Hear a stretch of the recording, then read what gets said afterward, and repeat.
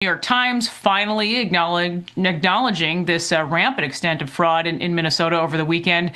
Again, we're talking multi-billions of dollars in fraud through multiple social programs in the state at this point. We also, interestingly enough, have had this X account that's been public for years now, but it consists of hundreds of state employees.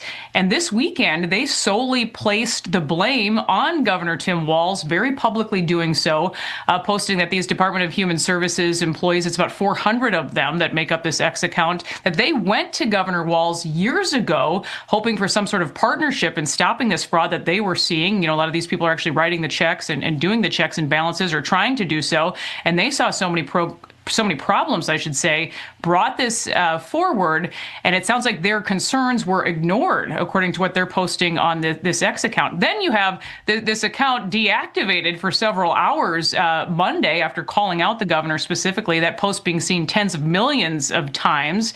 And then, of course, you have President Trump weighing in with some choice words about the governor over the weekend, Elon Musk weighing in on things here in Minnesota. I think that you kind of see a bit of a sense of relief. I guess we're going to see if something is actually done. I think many Minnesota taxpayers are just thankful that some more people here are willing to actually take a look at this. You know, our reporting does date back years. In fact, we have an entire page dedicated to fraud over at alphanews.org. You'll see stories there. They've been stacking up for years. But finally, is someone willing to listen? Will something be done?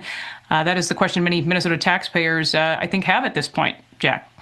Well, Liz, this is amazing, too, because we've also seen just in the last few days, the New York Times, of all places, is coming out and reporting a headline that heretofore you would only find at Alpha News: how fraud swamped Minnesota's social services system on Tim Walz's watch. And what's so interesting about this is, gosh, it just seems the New York Times wasn't able to find out any of this information, during the election, which we just held, where this guy was the vice presidential candidate. How strange.